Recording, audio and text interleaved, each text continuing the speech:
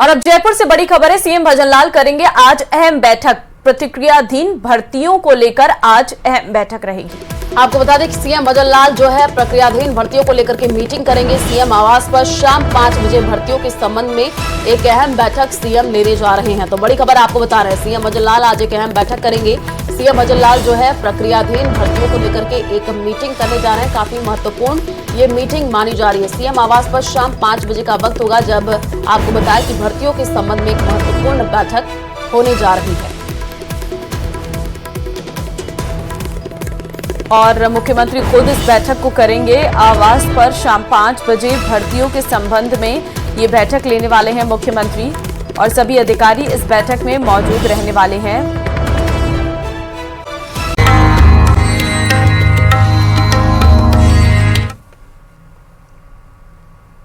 और चैत्र नवरात्र का आज 7वां दिन है और आज मां दुर्गा की कालरात्रि स्वरूप की पूजा हो रही है। देवी कालरात्रि को मां दुर्गा के 9 अवतारों में बहुत ही क्रोधी देवी माना जाता है। इस दिन विधि विधान से मां दुर्गा की आराधना होती है। देवी दर्शन और पूजन के लिए मंदिरों में भारी भीड़ है। तो श्रद्धालु मां कात्यायनी के आपको बताया कि पूजन आज करते हैं, और साथ ही आपको ये भी बताया कि विधि विधान से मां दुर्गा की आराधना होती है। देवी दर्शन और पूजन के लिए मंदिरों में भारी भीड़ देखने को मिलती है। श्रद्धालु मां के स्वरूप का दर्शन करते हैं। मंदिर में जय माता दी के जयकारे लग रहे हैं।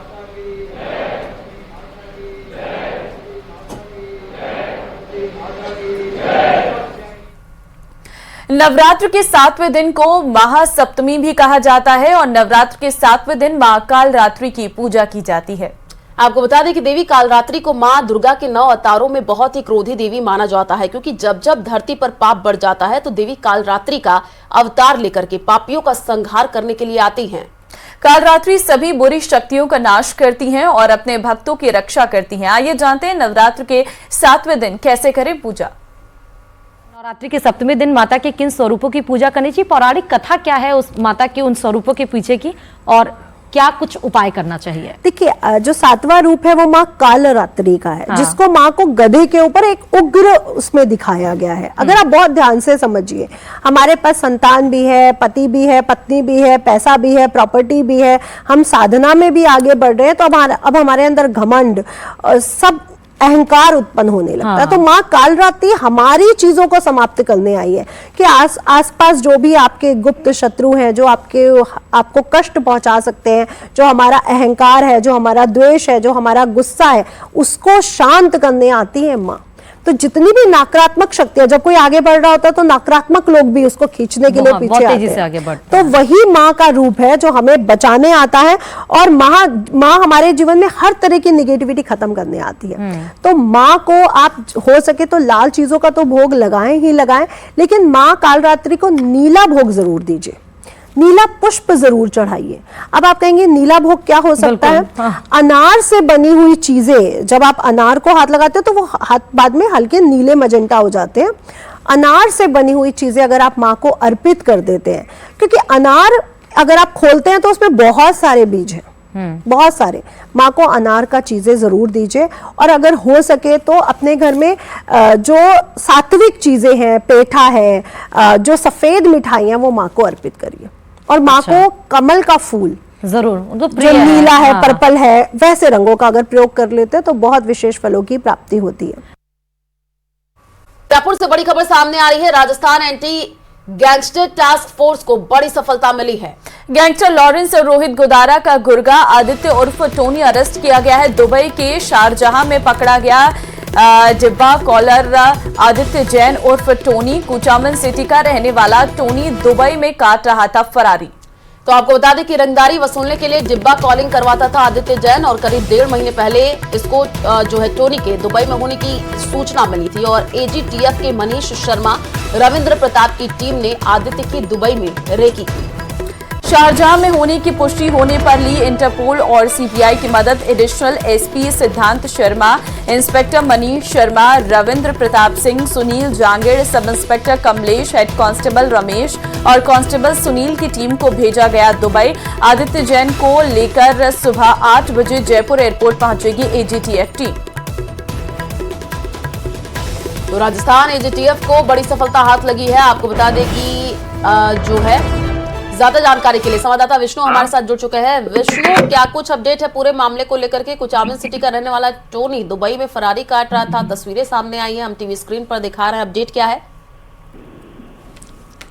देखिए, राजस्थान पुलिस की anti gangster task force police को बड़ी सफलता मिली है आदित्य जैन और टोनी के पकड़ जाने के बाद, क्योंकि एक अहम कड़ी था गैंगस्टर लॉरेंस बिश्नोई रोज गुजारा के लिए, क्योंकि आज दुबई के शारजा में छिप करके बैठा था और वहीं से डिब्बा कॉलिंग फैसिलिटी उपलब्ध करवाता था रंगदारी वसूल करने के लिए। रोज गुजारा आदित्य जैन के मार्फत जो है वो डिब्बा कॉलिंग करता था, व्यापारियों को, कारोबारियों को रंगदारी के लिए धमकियां देता था।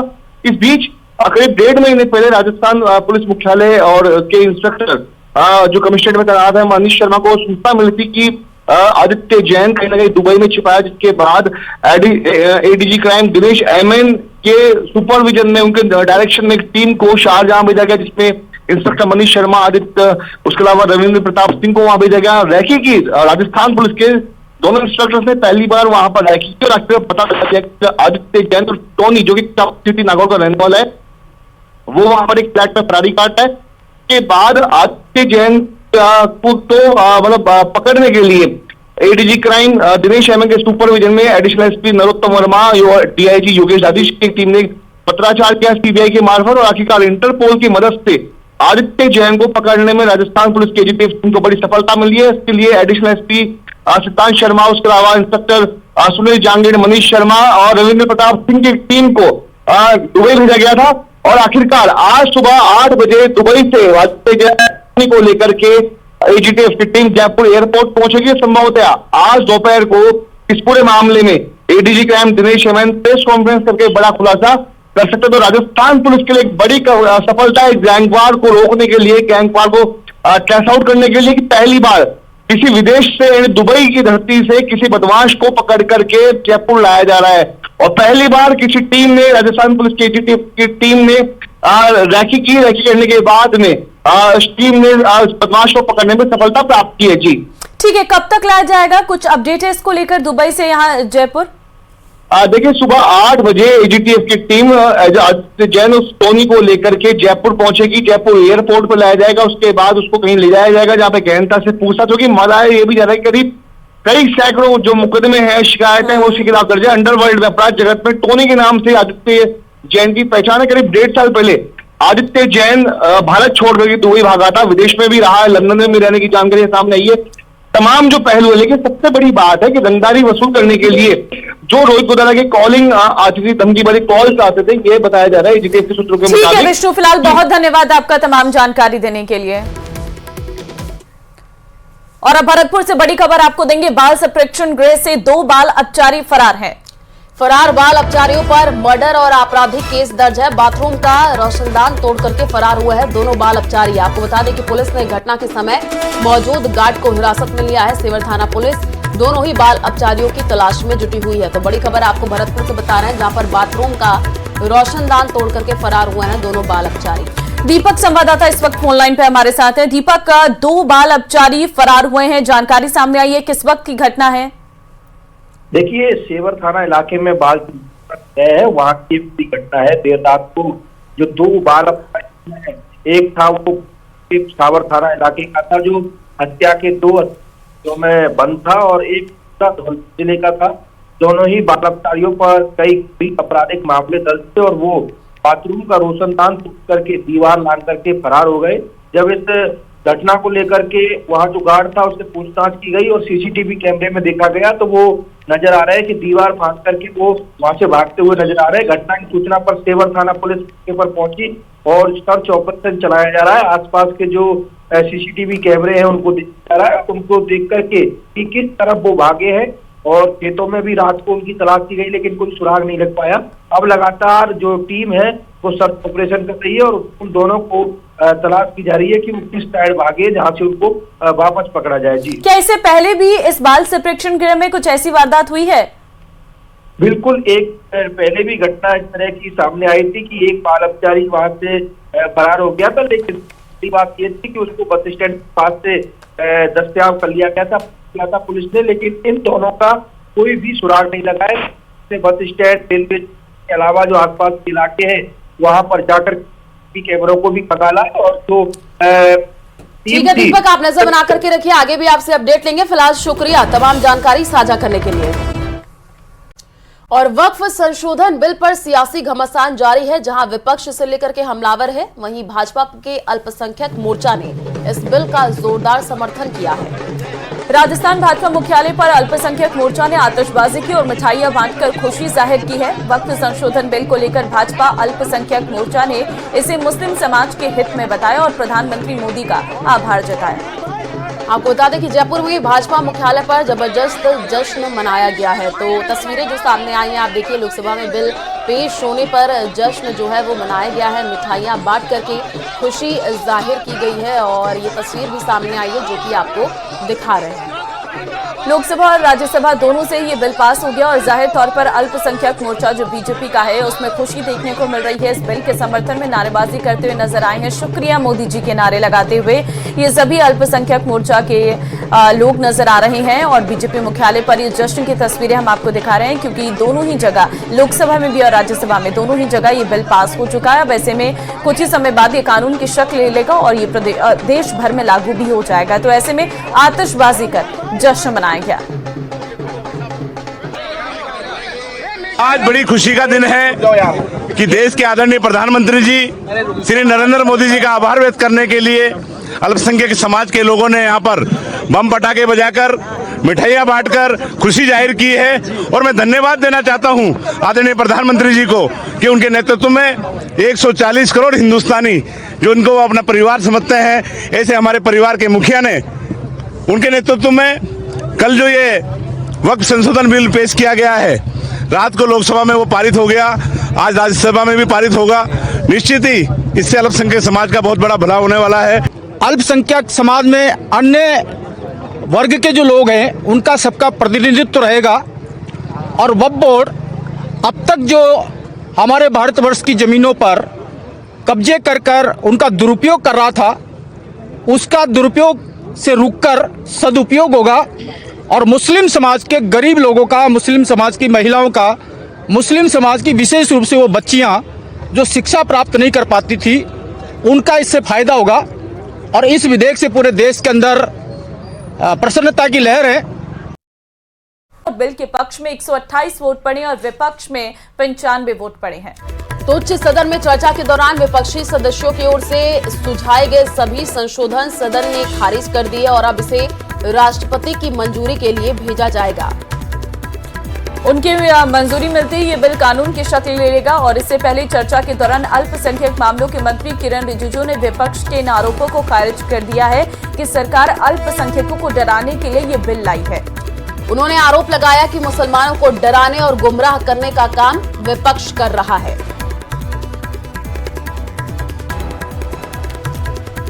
तो बड़ी जानकारी, राज्यसभा से वक्फ बिल जो है वो पास हो चुका है और आपको बताएं कि विपक्ष की ओर से पेश सभी संशोधन वो खारिज हो चुके हैं, राष्ट्रपति के पास मंजूरी के लिए भेजा गया है। और उसके बाद आपको बताएं कि अब वक्फ संशोधन बिल जो है राज्यसभा से भी पास और बिल के पक्ष में कुल 128 वोट पड़े हैं।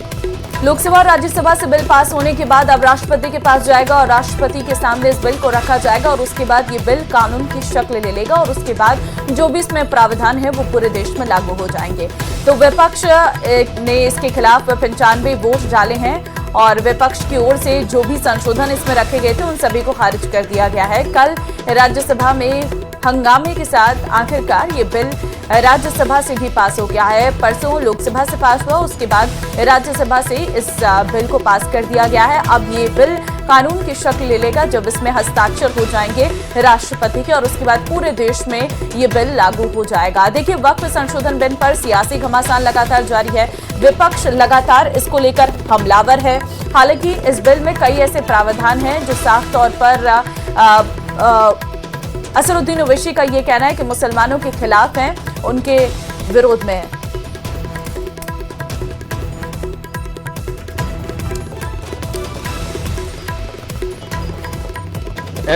Honorable members, subject to correction, ayes 128.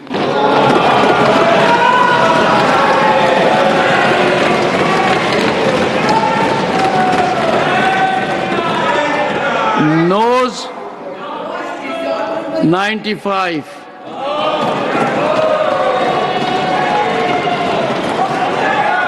Abstention 0.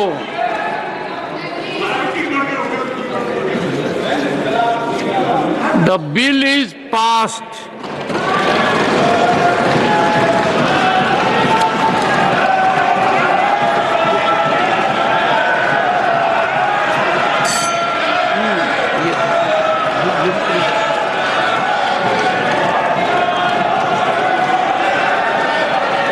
Let the lobbies be cleared. Lobbies be opened. Let the lobbies be opened.